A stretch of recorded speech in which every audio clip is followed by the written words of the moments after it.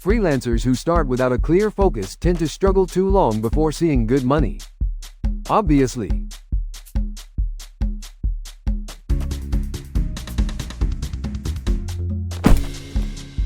Hi,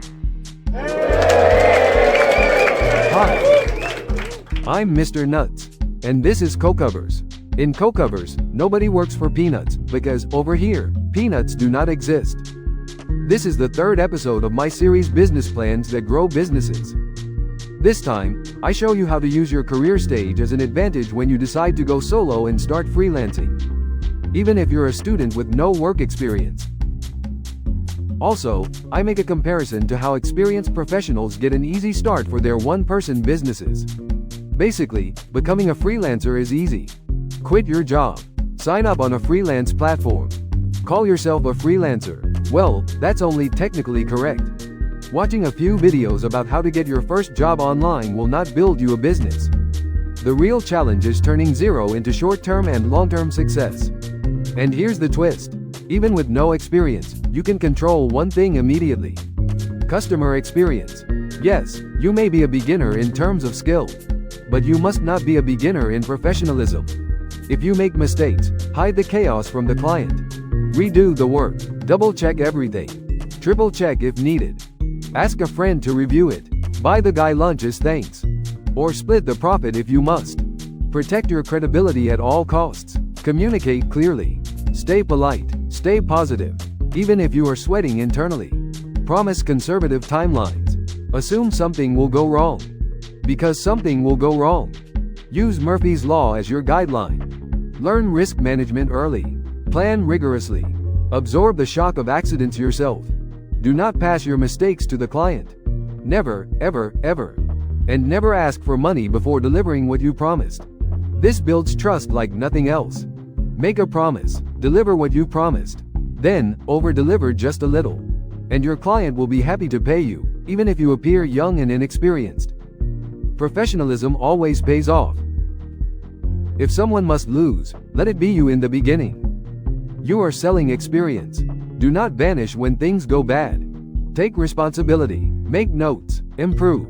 Starting from zero means that you are the newbie and the CEO at the same time.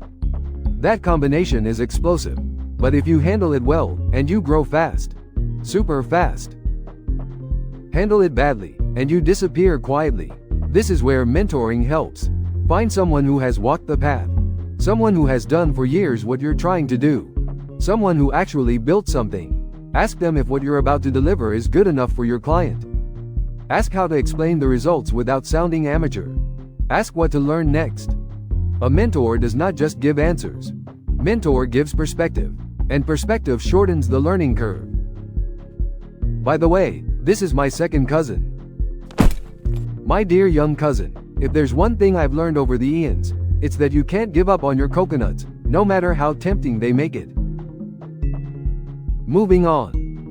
Now let's talk about how experienced professionals start a business. They have one big advantage. With years and years of industry experience, they don't make excuses. They don't blame others, saying the dog at my business plan. As they are already within the industry, they can simply use their connections to find their first freelance jobs. Work for ex-colleagues, ex-employers, friends within the same industry, people who already trust you. It's highly practical. It's often the easiest first step. But you also need to know where you start. Mainly, online or offline? With people you already know or those whom you don't yet know. But your local market defines your ceiling. Big city, more opportunity. Small town, smaller value chain, fewer opportunities. If you're young and inexperienced, offline work in the local circles can mean peanuts. Yes, peanuts. How horrible. You'd end up working on jobs nobody else wants. Low pay, low prestige, limited growth. And remember one essential fact. When you're your own business, a freelancer or solopreneur, no employer is investing in your growth now. Not a single one. Nobody cares about how well you do except for your family and friends. You are funding your own education, literally, with your money and or with your time. That is heavy when you are learning skills and business at the same time. An internship first might not be a bad idea. See what good work looks like. understand industry standards, or assist a family business. Learn operations. Learn value chains. Learn reality. Now, what about those freelance sites? Jump in? Sure, but only with a plan. All those platforms are now very old. Competition is experienced. Profiles are polished. Track records are mile long. You are entering a battlefield with veterans who know every trick. So how do you survive? Communication, professionalism, expectation management. But first, you have to put in all the effort up front to learn everything about how those platforms work before you get started for real. Otherwise, you're literally wasting your time and money over there, trying things that others already know won't work. So, again, mentoring speeds things up. Find that legendary guy who has a massive track record and make a deal with the person. Do not look desperate. Do not list every skill you think you have. Specialize. Now, as you realize, we're going back to the previous topics of how to pick a niche and make it work for you. Think globally. Aim high. Go where the real value is. And the best part? You do not have to start with peanuts. You can go straight for coconuts. Whether beginner or expert, remember this. You can lack experience. You cannot lack professionalism. Create a fantastic client experience, and you give yourself a fighting chance. If you lack knowledge, find a mentor. If you already know the industry, use your connections to get an easy start and expand from there. Next time, we'll take a look at how to manage one of the most important parts of your business. Expenses.